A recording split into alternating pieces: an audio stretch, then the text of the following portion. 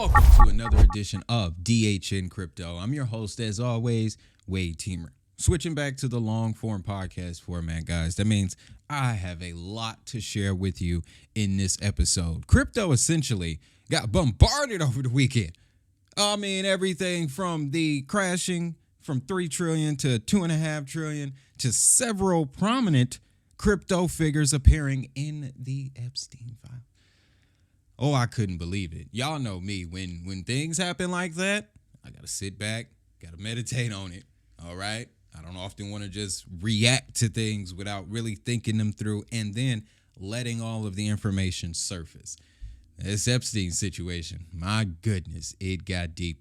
But that's not all we're going to talk about in this episode, guys. We're going to be discussing a little Binance and XLM. We're going to be talking Ripple and their brand new EMI license. Yeah, this gives them 100% clearance in all 27 EU member states. We also have some comments from President Trump that I really want to respond to, guys, mainly so that people aren't misinformed. All right, make sure you stick around for that segment. And then before we get out of here, we are going to dive into the world of blockchain gaming. I just want to give you my top 5 gaming chains for 2026. A lot of people don't know the gaming sector surged 60% going into 2026.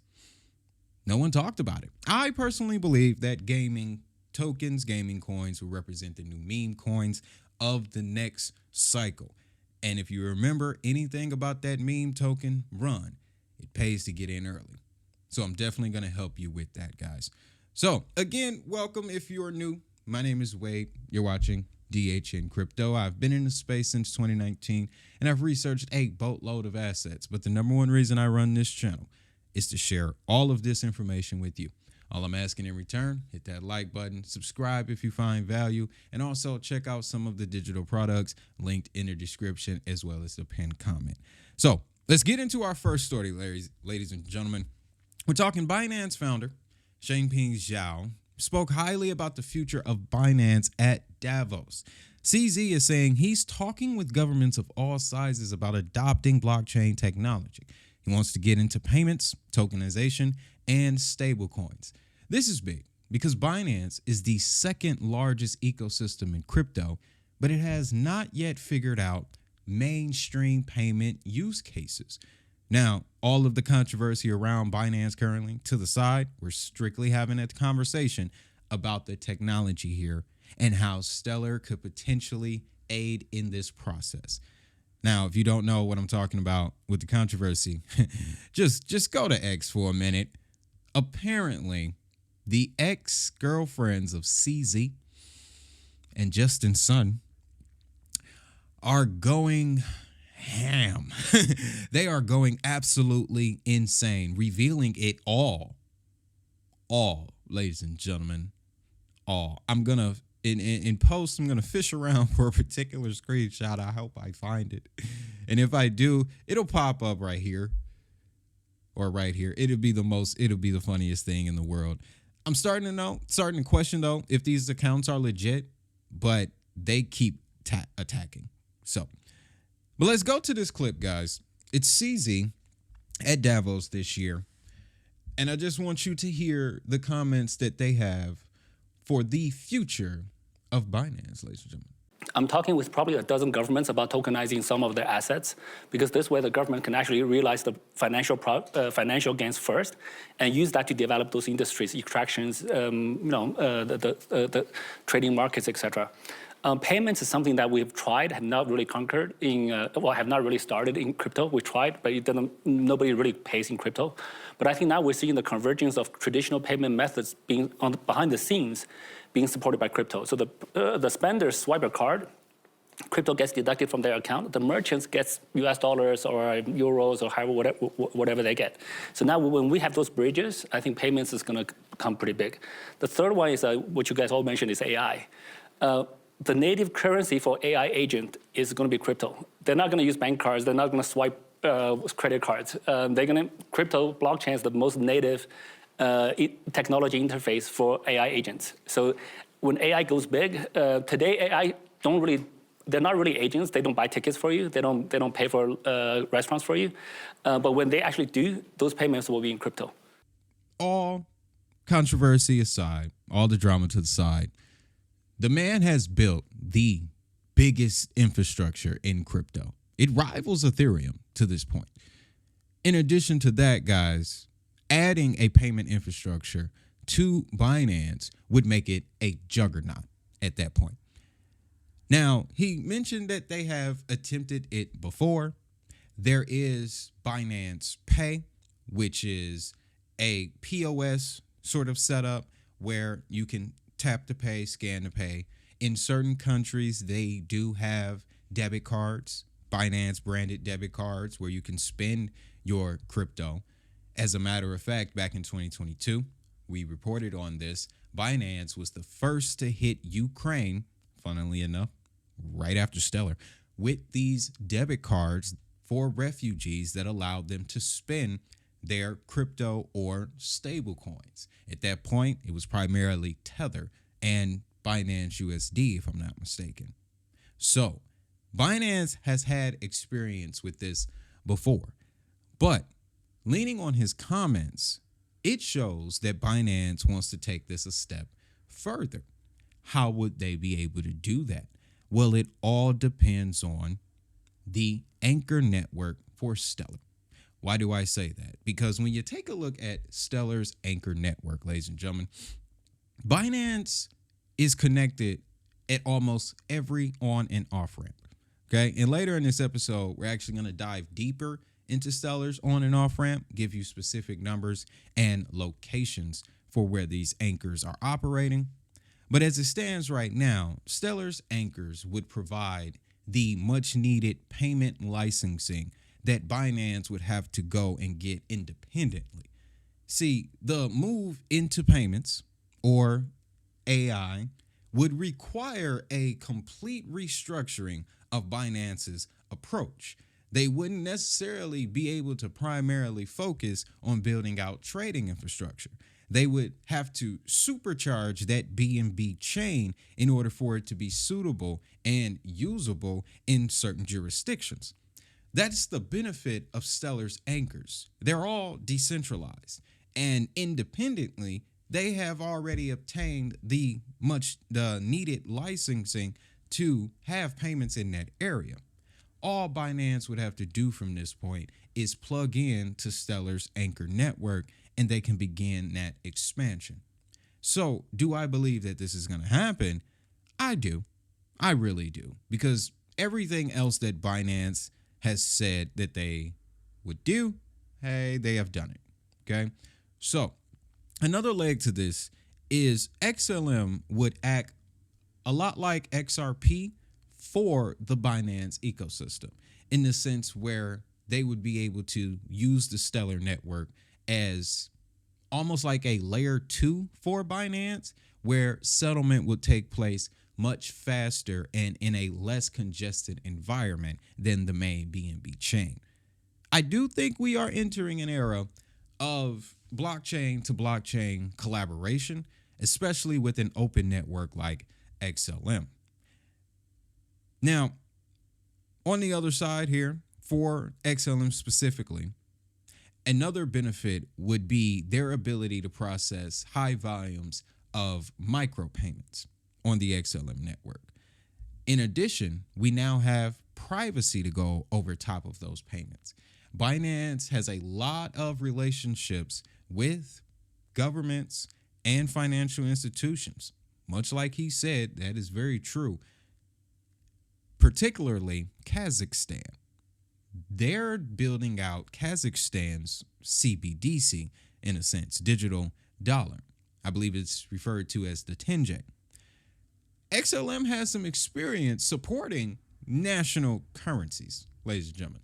Just take a look at Ukraine, all right? Their electronic dollar has been in development for almost 4 years now on the Stellar network. So, as opposed to Binance having to rework their infrastructure and obtain all of these necessary licenses, which they could do, it extends the timeline dramatically, but they could do it.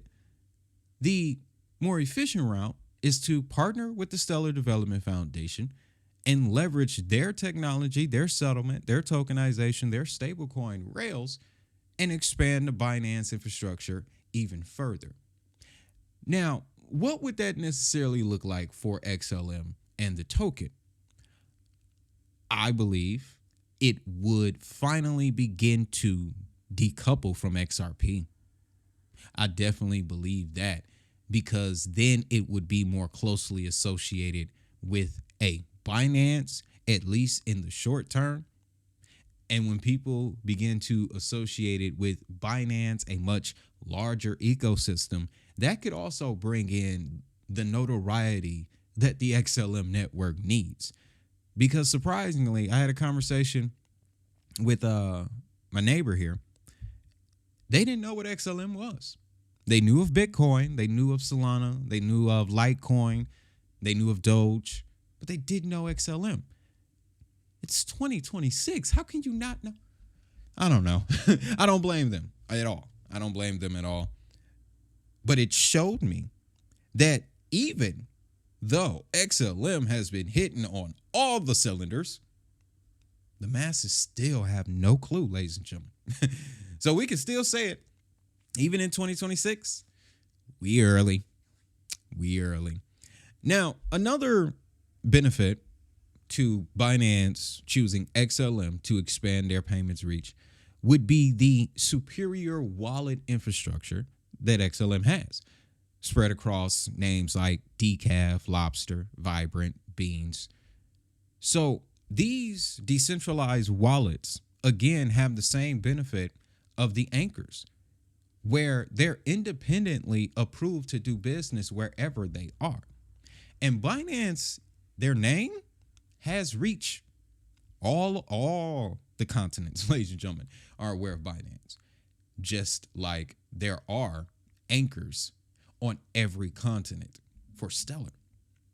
So I feel like I've mentioned this before. The pieces are definitely in place, ladies and gentlemen. So we'll be keeping our eyes on Binance to see if they truly take this payments route and just how close Stellar will be to it. With that, we're going to jump forward, talk a little Ripple and this EU situation, because I like it. I actually like this setup, not only for Ripple, but also for XRP, the ledger. Y'all know I'm a fan of the ledger, guys, but let's break down what's going on here. So Ripple has officially secured an EU Electronic Money Institute license. They got it from Luxembourg CSSF, which is their financial body there. They granted the approval for Ripple to operate as an EMI issuer. That's very key. This follows Ripple's recent approval in the United Kingdom from the Financial Conduct Authority for something much similar. So that gives Ripple clearance in that entire area over there, guys. We're going to focus on the EU and the 27 member states because of the MiCA rules that are now in place. That's the biggest benefit from Ripple receiving this license, is it gives them regulatory clearance under MiCA rules to operate in all 27 EU member states, ladies and gentlemen. This includes RLUSD and the adoption of the XRP ledger. Now, what takes this to the next level is the relationships that Ripple established in the EU a little bit beforehand. Let's dive into those, particularly DXC and their Hogan banking platform. We reported on this a couple weeks ago. $5 trillion in value running through this Hogan banking platform, over 300 million accounts spread across umpteenth amounts of countries. In this relationship, though, DXC specifically wanted to focus their attention on the XRP ledger. So now that Ripple, the technology company supporting a ledger, has officially been approved to do business under MiCA rules, this allows DXC to go from conversation phase to pilot phase to implementation. We'll see a product coming soon, is what I'm getting at here. Now, next to DXC, you have a pretty long-standing relationship in Germany and with DZ Bank and their custody solutions. Ripple and DC Bank have been partnering for a long time on developing blockchain-based custodial solutions. Again, now with the MiCA clearance, sky's the limit here, ladies and gentlemen. This also has major implications for the digital euro. They're taking massive steps with this digital euro, and a lot of people want to associate it with a CBDC. Guys, I think the term CBDC will simply just be that, a term to describe what every country will ultimately have, which is their own digital dollar. We are seeing it right now in the form of stablecoins. Just take a look. Every major national currency has a stablecoin. Don't know how this happened so quickly, but you look it up, it's right there. So what this creates, though, because Ripple does have specialized CBDC services, it again gives them the permission to operate with anyone working in this direction, with anyone looking to build digital money in the EU, or electronic money in this case. These are also regulated on and off ramps for the XRP ledger. Much like we talked about with Stellar, Ripple, XRP, they do have on ramps, on and off ramps, but their on and off ramps are a lot more controlled and a lot more managed. Yes, you can use the word centralized, but when you're dealing with big business, you got to be able to protect. You got to have some sort of protection there. You got to have some sort of protection, especially with the client relationship that Ripple has already established in the region. We got names like Amina Bank in Switzerland, BBVA in Spain, SG Forge or Society General, which runs the EURCV on the XRP ledger currently. Again, now having this MiCA clearance, ladies and gentlemen, Ripple just took a whole nother step forward. This one, unlike some other relationships that they've established, this one truly locks down that market for Ripple and the XRP ledger. And get this, Stellar didn't pull this off yet. So, just to play off that competition there a little bit, Stellar has not pulled this off yet. They're working their way. They just landed a relationship with Quantos, which is going to give them some sort of clearance in the EU with these electronic money institutions. But to that point, it also represents the type of assets these two are. This relationship for Ripple is a lot more privatized, focused at the central banks. Whereas on Stellar, we're seeing institutions already licensed in the EU using the Stellar software. So you have the decentralized for the people open blockchain element on the Stellar side. And then you have the institutional grade financial juggernaut on the Ripple side that's controlled and managed properly. So I cannot wait to see it. I genuinely can't wait to see it, guys. Like I mentioned, a lot of times in this space, it's not just about the money for me. I am genuinely a fan of this stuff because it's never been seen before. And it trips me out to this day.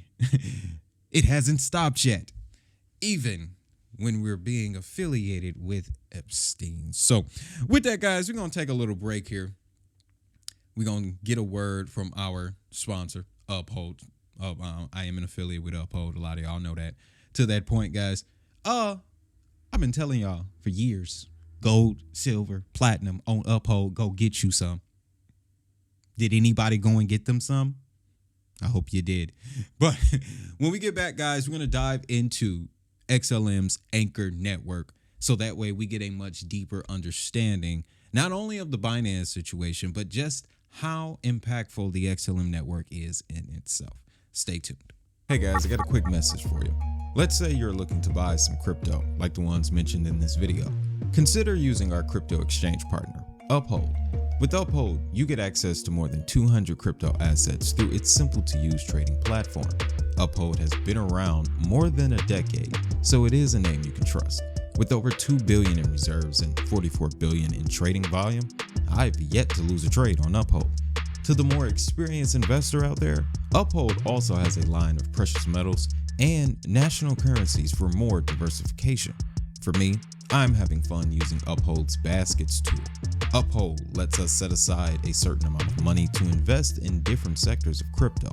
With one click, you can diversify into the big three, meme coins, or the financial assets like Hedera, Stellar, and XDC. But listen, crypto assets are very volatile, and it is always best to manage your risk and do your own research before using any platform. I recommend Uphold because before I was an affiliate, I was and still am a user. So if you use the link below, it helps support the channel. I want to thank you in advance. Now let's get back to the video. Yeah, got me a little silver. I did. I ain't gonna lie to you. I got a little silver. Welcome back, ladies and gentlemen. It's now time that we dive into the Stellar Anchor ecosystem one more time for the one time. It's really one of my favorite aspects of the XLM network. And as a longtime investor, longtime holder of XLM, I feel it's my job a little bit to share with newer XLM investors just how massive this network is. All right. We're not breaking any new news, particularly in this video. This one is more of an explanation, so that way we get a deeper understanding of what we hold. That's primary. That's the golden rule in crypto. So Stellar's anchors, what are they? They're decentralized on and off ramps for XLM. So when a company wants to build on XLM or a company wants to transact value using XLM, they make use of one of these on and off ramps. It often comes into play after the tokenization of a particular asset or after the issuance of a particular token. When you want to get that asset from point A to point B, you're going to use an on and off ramp. Now, multiple currencies can run across these on and off ramps, stable coins, as well as national currencies. And in a minute, I'll show you a few of those. Multiple currencies, multiple stable coins. And something else that's very beautiful about the Stellar Network is what I am defining as the Franklin Templeton effect. Meaning Franklin Templeton began building on Stellar a year before they contacted the foundation. Whole year. Once they figured out what it could do, then they began to promote it. No, they didn't even promote it. Then they built a product on top of it and then began to promote their relationship with XLM. I believe that is going to continue to happen. And I also believe it may be happening now and we just don't know it yet. What other big name institution could potentially be building on the XLM network? Because again, it's all open source. Anyone who can build will build. Guarantee it. So when it comes to the anchor networks, again, these are on and off ramps, decentralized for the XLM network. There are over 80,000 of them spread across 180 countries. Now, when I say that, people feel a certain type of way, particularly those who are holding more XRP than anything else. But guys, that number shouldn't scare you. That statistic shouldn't scare you. It should reinforce any decision you would make because they have done what they said that they would do. And to XRP's credit, the same thing is happening. Okay, we just talked about the EU EMI license. That's going to lock the ledger into the EU for years to come. All right, that was always the name of their game.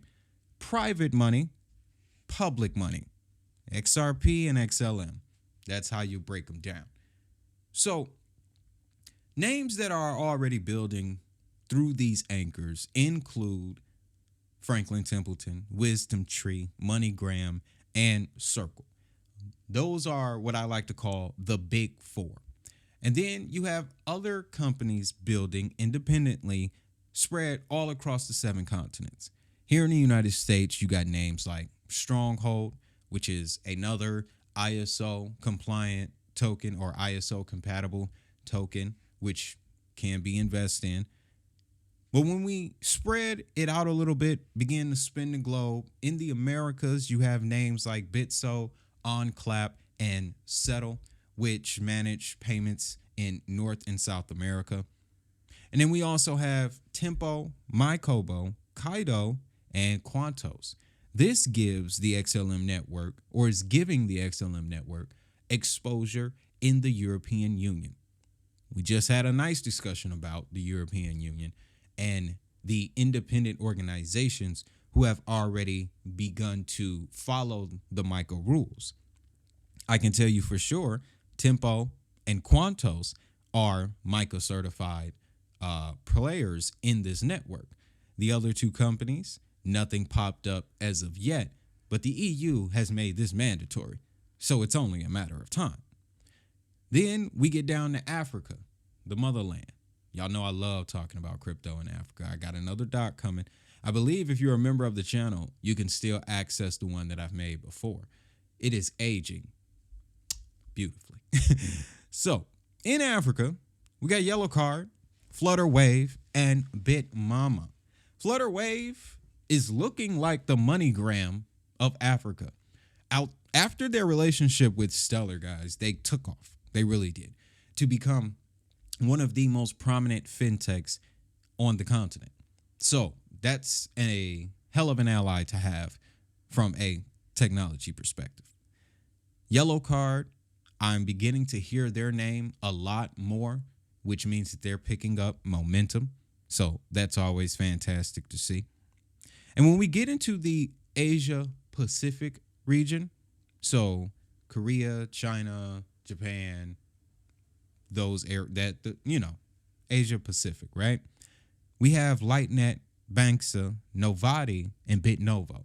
Now, Lightnet, yep, that name probably rings a bell. If it does, it's because you hold Velo. That is the company that formed the Velo network. Haven't heard a lot from them recently. I believe one of you had reached out to me not too long ago asking me to dig back into them.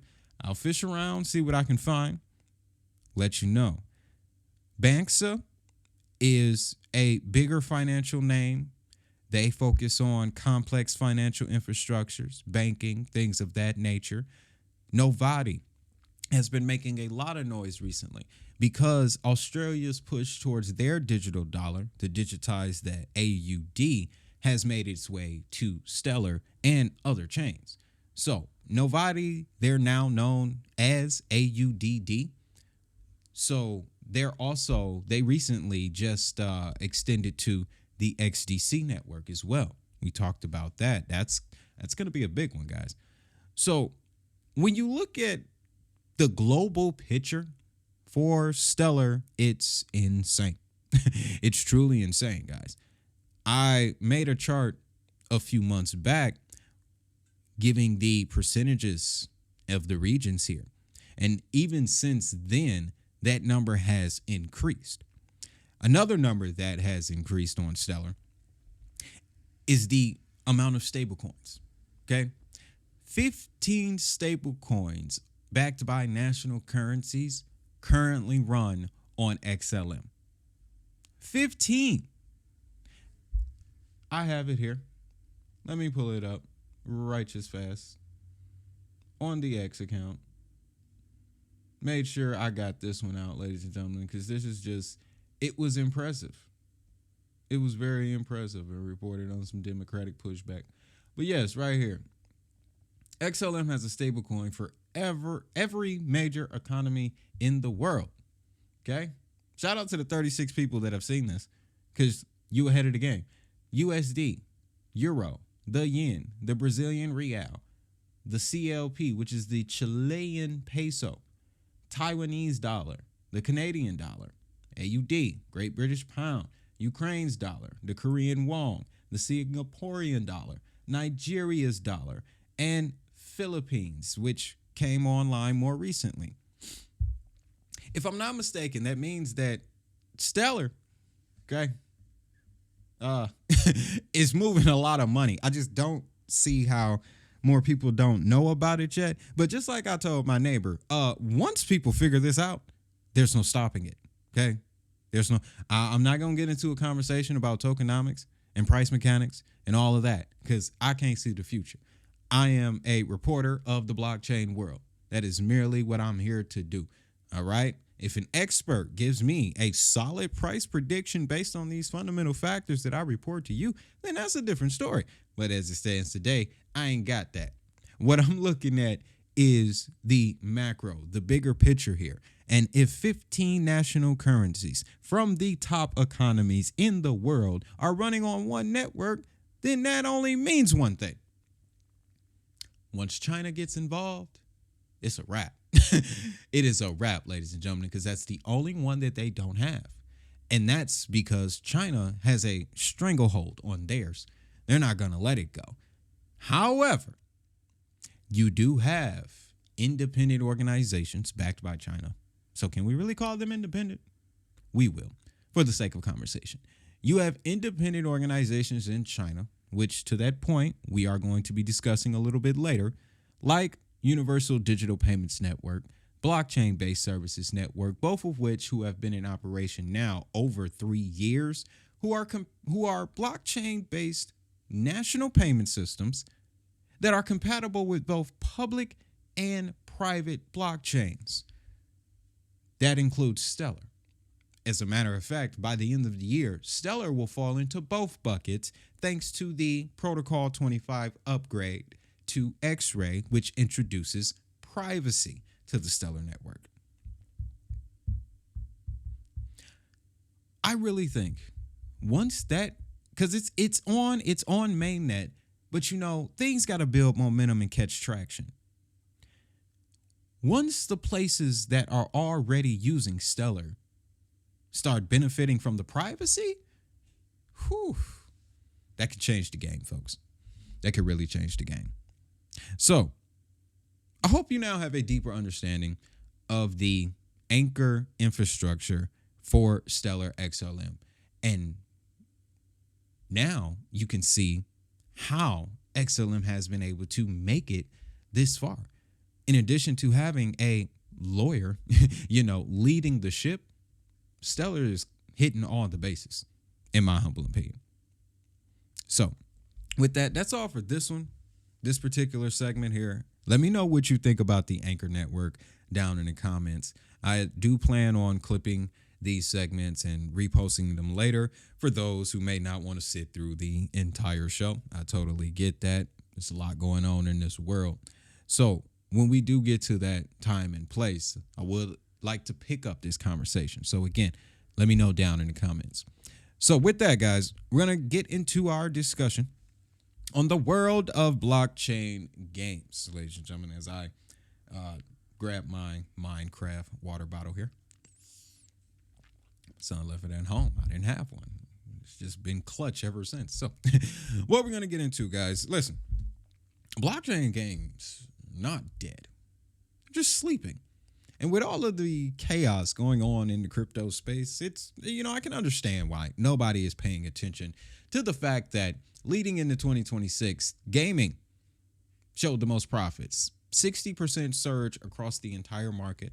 And this is from OG names like Ronin, Axie Infinity, Sandbox, and Immutable X. Okay?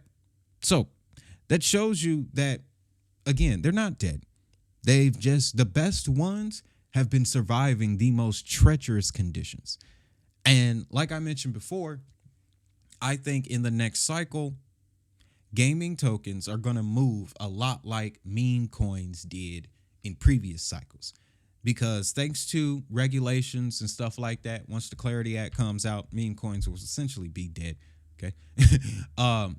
That's going to change the dynamics of the cycle. And as it stands right now, blockchain gaming, with it sitting at the bottom, is perfectly positioned to capture liquidity first. So I'm going to keep all your attention on the gaming space this year. Like I said, we're going to switch to the more long form style so that way we can cover the entire industry. There's opportunities out here. In this segment, I'm going to share with you my top 5 gaming networks for 2026. So let's not waste no more time. Don't forget to check out some products in the description and in the pinned comment as well. Y'all know the routine. And let's get into number 1, ladies and gentlemen. Starting with Immutable X. Not a surprise, right? This wasn't going to change, guys. And now that I have been digging back into them, the story is pretty much the same. They're supercharging your game. Now, what I love about Immutable and why I think it's a clear winner, it's because of the technology. They introduced technology to the blockchain gaming space that had not been perfected, particularly ZK EVM.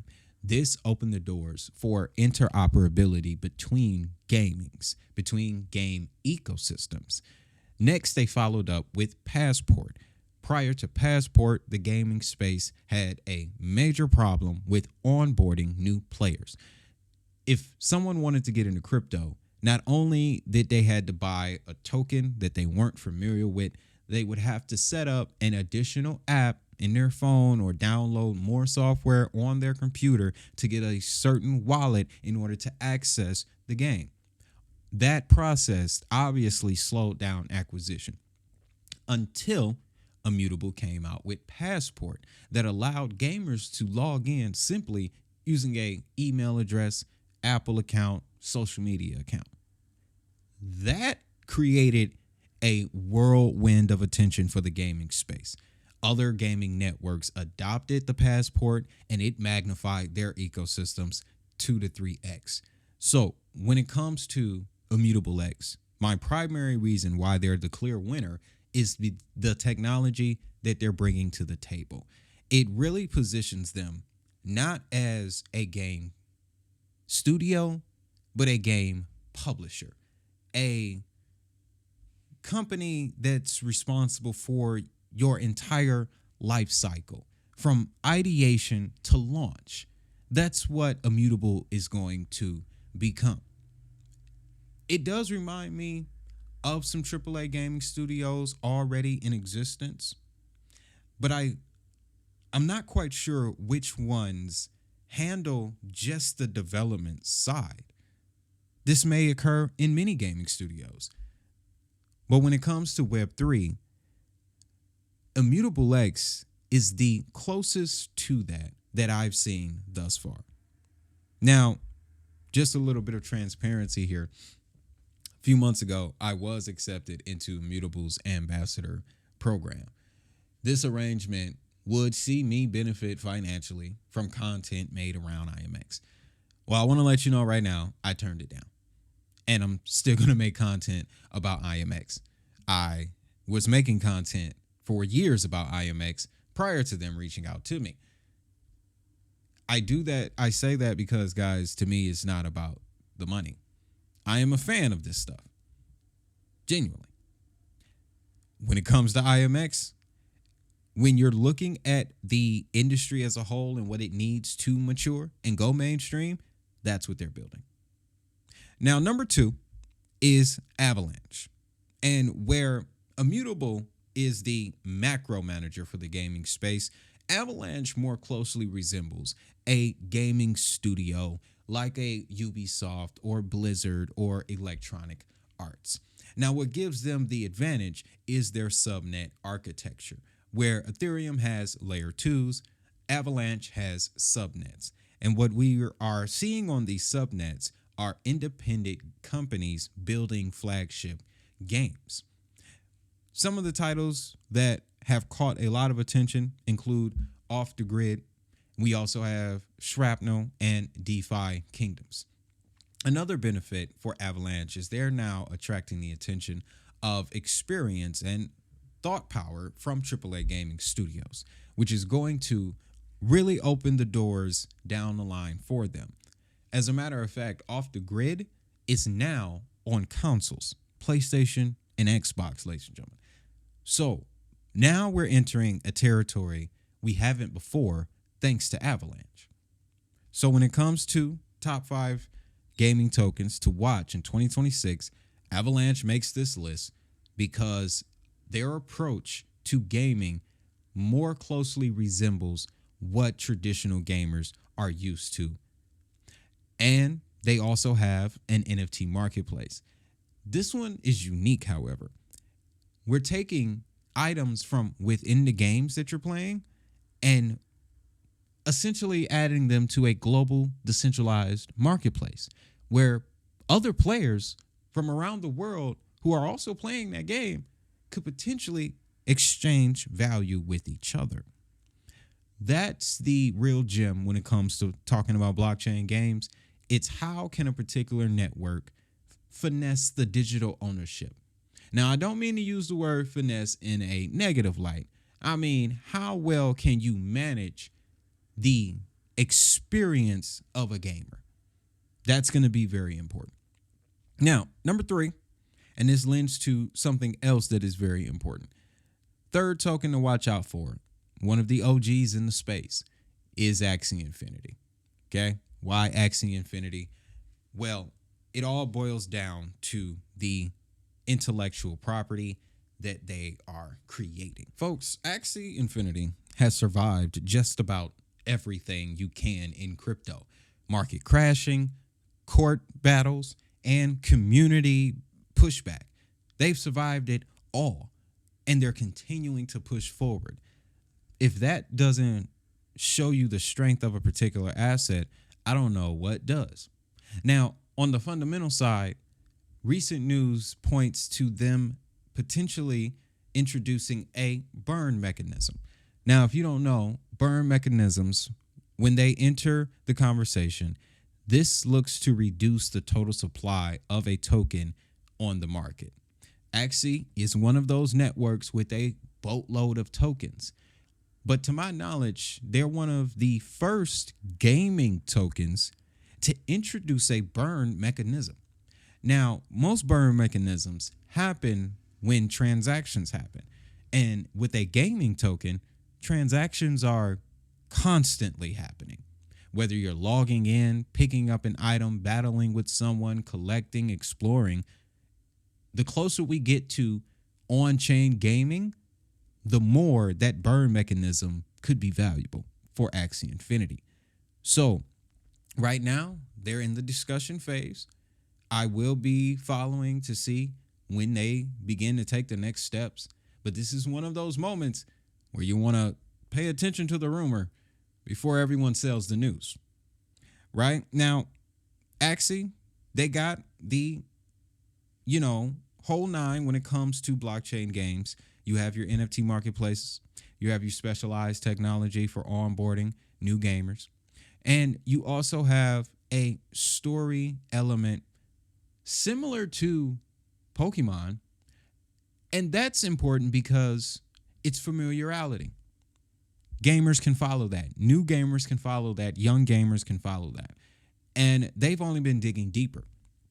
Now, this is my favorite IP, intellectual property play in crypto, because at some point, those Axies will get either an animated short, an animated series, or Netflix might make too much money and decide to make a movie. Okay? Netflix does these things. So with the IP, you also have the mobile gaming element. Sky Mavis is the company behind Axie Infinity, and they're developing the mobile division for Axie. They got plans to dig heavy into the mobile element. So envision a world where Axie Infinity is housed in everyone's phones. Much like how Pokemon and the Game Boy versions of the games were in everyone's pockets. That's where Axie Infinity is looking to get to. So I believe they can pull it off. That is why when I do get back into the market, I'm going to have a pocket of gaming tokens and Axie will be involved. Oh my goodness. I hope they're okay. We had a bad accident right outside of my window yesterday, guys. Guy ran into a tree, drunk, he sideswiped another vehicle, a state of Michigan vehicle at that. Yeah, brother man ran. He ran, ladies and gentlemen. Oh boy, I don't think he should have did that. Anyway, it's what you get during the live show. So number 4 is Beam Network. All right. Now, Beam Network, this is a gaming software play. We're talking about a gaming operating system here. Let's pull up their homepage because it's absolutely fire. It's animated, things like that. But we have Beam and their operating system, guys. And I'm adding them particularly because not only do they focus on gaming, but the Beam protocol itself is expanding into RWAs, DeFi, and artificial intelligence. Now, what magnifies that is the Beam token powers the entire engine for all of this. So much like the conversation we had with Axie Infinity and their burn mechanism, if the Beam token is required to do the transactions and engage with the network in the gaming sphere, once they bring in all of the demand from RWAs, DeFi, and AI, this is going to be a pretty expensive asset. Ladies and gentlemen, pretty expensive asset, excuse me. Now, they are currently an Avalanche subnet, which points to what I was just talking about the power of their subnets. And they're also partnered with Avalanche and Immutable and Polygon as well. So they're tied in with the leaders of the gaming space, and each one of them uses Beam OS in their systems. Beam has a specialized marketplace called Sphere. This is similar to the other marketplaces on Avalanche where they particularly trade in-game items from their titles. This is again where I believe new IPs are going to spawn. So we'll just keep our eye on Beam and the Sphere marketplace. Now, the last network, before we get out of here, ladies and gentlemen, is the Root Network. And what this is XRP compatible gaming. Check this out.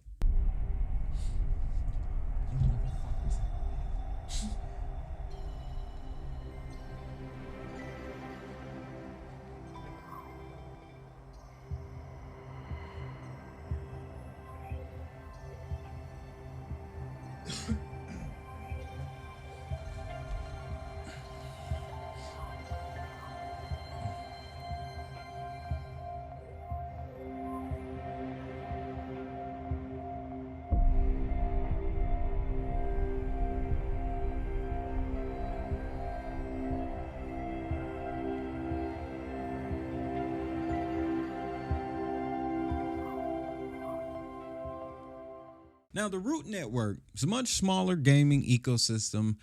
I believe they came into the space 2021. So, young bull here. But to this point, they're the only one bringing gaming to the XRP ledger. Root Network, they're partnered with some major players, guys. Warner Music Group, Reebok, Unity, Alibaba, Tencent. So the connections are there. But what I like the most, and this is similar to why I like IMX, is the technology that they provide. They have the usuals, their own branded wallet. They have their own onboarding technology, this time thanks to Sequence, which is a leader in Web3 wallet software. Requires an entire different video on their own. But what they have that other networks don't, even some of the big players, is a feature that allows you to pay gas fees in any currency.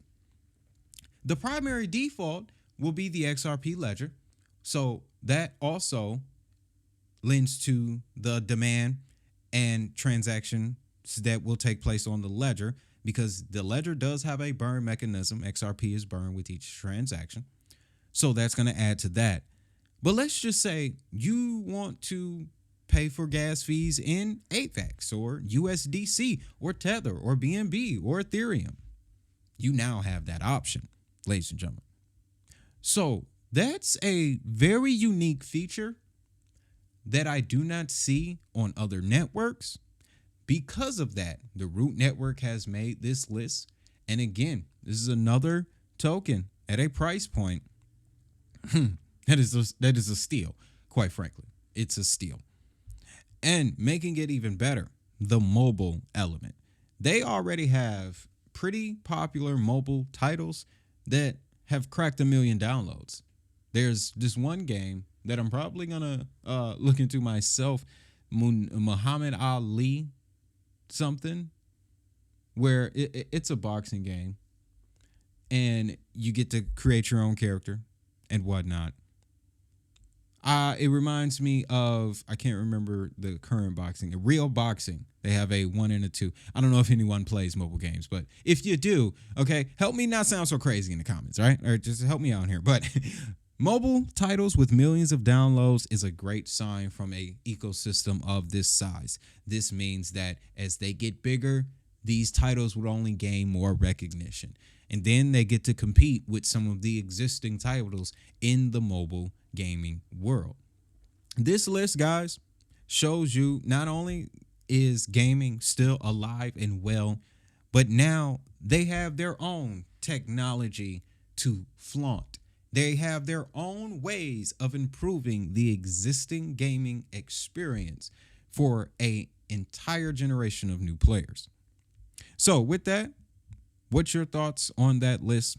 We're going to take another break right here. This time, take a word from another one of our channel partners in the form of SafePal, cold wallet storage, best for long-term hodling. When we get back, we're going to have that discussion. We're going to have a bit more serious discussion about Epstein and the crypto space. Oh, my goodness.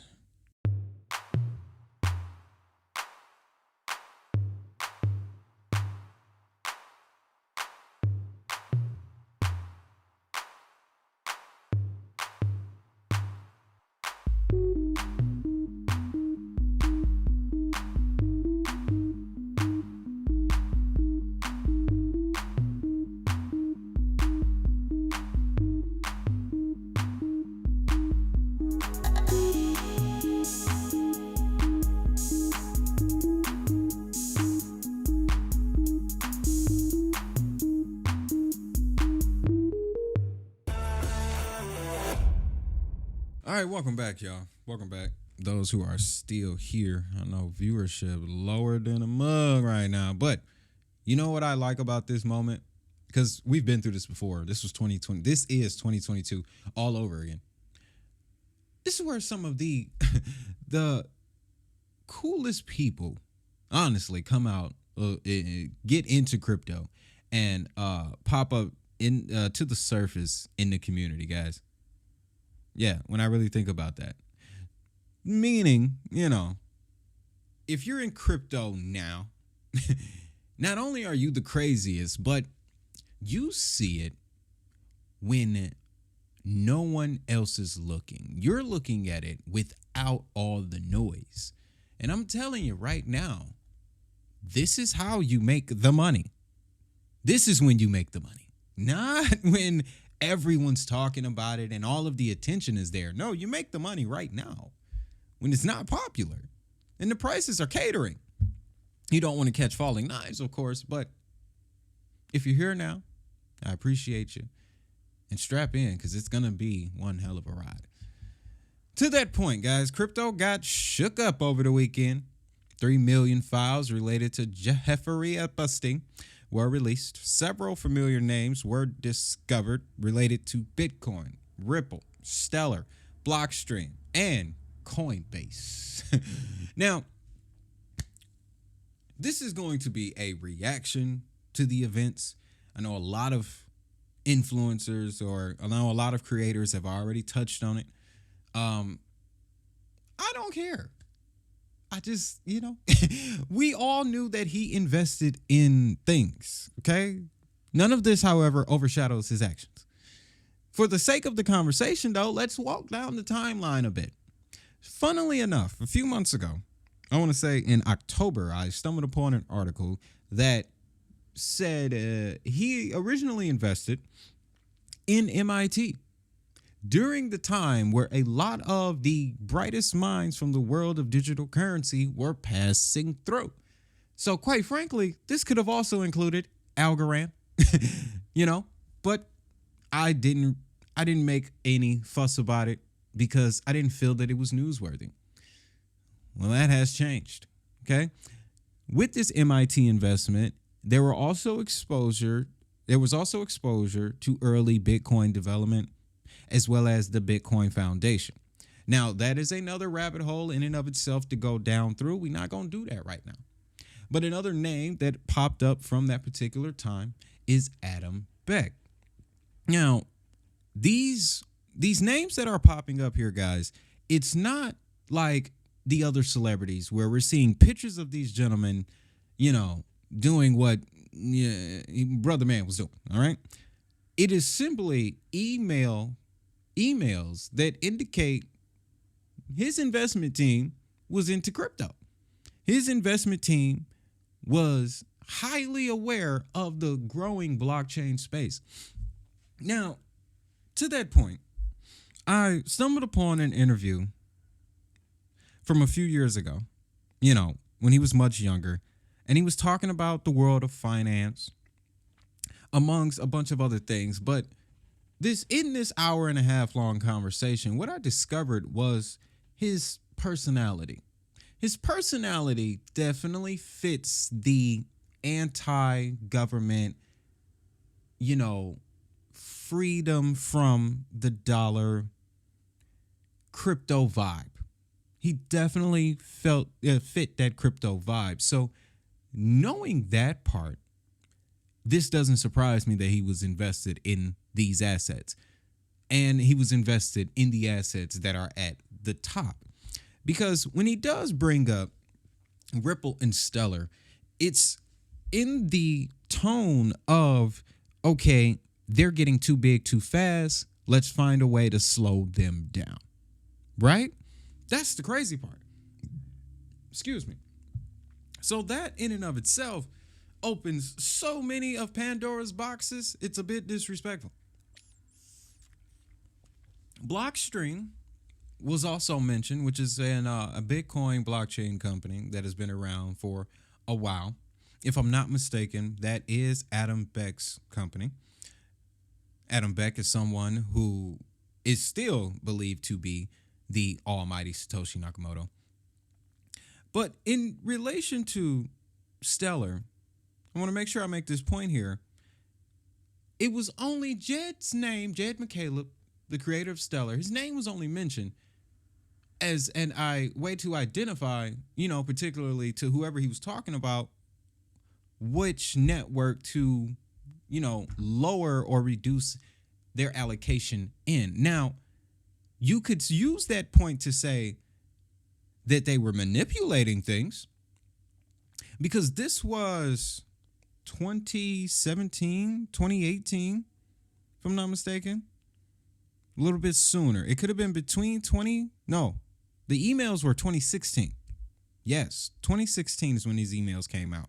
Now, if you look at the price of Stellar and Ripple during that time, that will tell you whether or not the decisions that were made in those emails had any impact at all.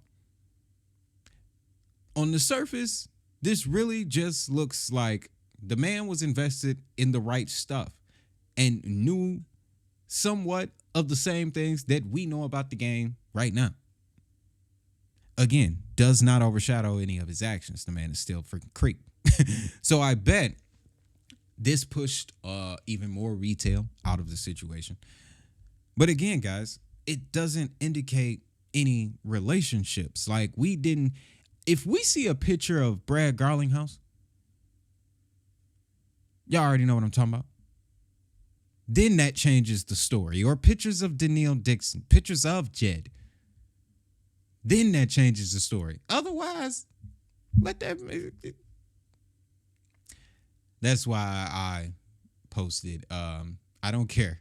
Not one bit. Okay, those were my words. Now, there is another name here, the Austin Hill situation.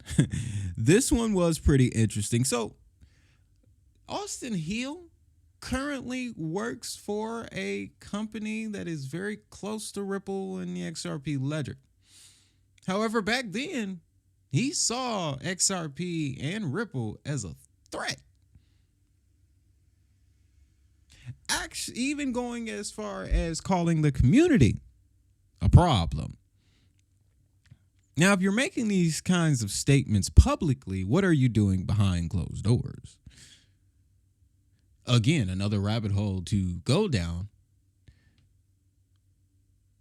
But this situation, guys, at the end of the day, I feel like just added fuel to the fire. The market was already heading south. People were already unsure and had lost faith in the crypto space. And now we're really screwed, okay? Now we're really screwed, man. To be associated with Epstein in such a way to where most people are probably like, that's Epstein money. I don't want to touch it. On top of what Trump is already putting us through. Yeah, it's hot in this kitchen, folks. It's hot in this kitchen, man. But that's really my 2 cents on that particular situation. Now, we're gonna switch gears a little bit because I just want to comment on Trump's recent comments about him being the crypto guy. And primarily the reason why they want to now start digging deeper into the blockchain space because they feel that they need to race with China. Well, I need to let you know China has about a 10-year head start. But let's take a look at the clip. Come on back, and I'm going to break it on down to you. Other than, I'm a big crypto person. I'm the one that probably helped crypto more than anybody because I believe in it. And the reason I believe in it is because if we don't do it, Scott, I think we can say then China's going to do it. Right? All right, short clip. Short and sweet. He's basically saying, we got to get to it before China does. Man, let me show you how disconnected that statement really is. So you got to go all the way back to 2014. China launched the Digital Currency Electronic Payment Program, what is currently known as the Digital Yuan. In 2017, the State Council, including China's government, Alibaba, Tencent, UnionPay, and JD.com, the largest financial players in China, approved of the circulation of the digital yuan. 2017, mind you. In 2023, fast forward to 2023, they now use the digital yuan to purchase crude oil. Not from America either. In 2018, guys, I'll pause right there because I want to emphasize the digital yuan point. This is also the same digital yuan that 4 years ago for the Olympics in Beijing recorded $100 million USD in transactions during the event. Now, most people will point to, China banned crypto. China banned Bitcoin mining. Pay attention to what they're actually doing. China banned crypto trading. They banned Bitcoin mining. They didn't ban building. They didn't ban building with blockchain technology. Because in 2018, again, established by the State Department and China's UnionPay, was the blockchain-based services network. This is a national blockchain infrastructure that has been in place now going on 6 years. Its original purpose was to be connected to China's One Belt, One Road, the Belt and Road Project, which recent headlines will tell you is still being funded and it's still very much on go. And it's compatible with both public and private blockchain networks. Which means not only have they figured out how to build their own blockchains, they now have figured out how to make it compatible with the rest of the blockchain ecosystem.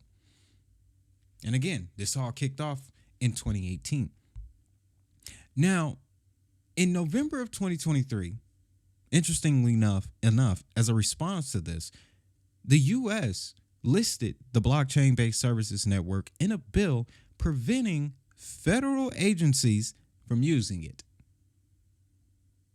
Oh yeah, China made it open source for any country in the world to make use of it. And yes, Russia is. Now, scroll back a little bit earlier in the year 2023 to Davos in January. The Universal Digital Payments Network, also funded by China's government, backed by German firm GFT and American company DLA Piper. Interesting, right? But the third piece of that is China's Red Date Technologies. This again is a national blockchain payment network with the same goal. They're both compatible with public and private blockchain networks. As a matter of fact, the UDPN has already partnered through third-party integrations with Hedera as well as Stellar. So, China banned trading and mining, not building. So I just want to let someone know, to let the president know that we already behind, which is further reason why I don't understand. I just don't understand the markets right now. I really don't, guys. But let me know your thoughts on this. Let me know your thoughts on this situation. How did you feel about the show? If you made it to the end, drop DHN down in the comments for me. Okay. Again, my goal with the longer format is to give new investors, as well as all of us, man, a more comprehensive view of the crypto space. This tribalism stuff is dead. It's clear by how many companies are now implementing multi-chain strategies. If we content creators don't get up on the board, we gonna get left behind. So with that, that's all I got for this one. Again, holla at me down in the comments, man. Y'all know I love chopping it up with y'all. Consider becoming a member of the committee. Also, don't forget to check out the products in the description. The Hustler's Guide to Blockchain Technology is now available on Amazon as well as Google Play Books. But if you want the straight direct PDF version, you can access that through the bio site. Links in the description as well as the pinned comment. With that, y'all know what time it is. If that money is digital, so is the hustle.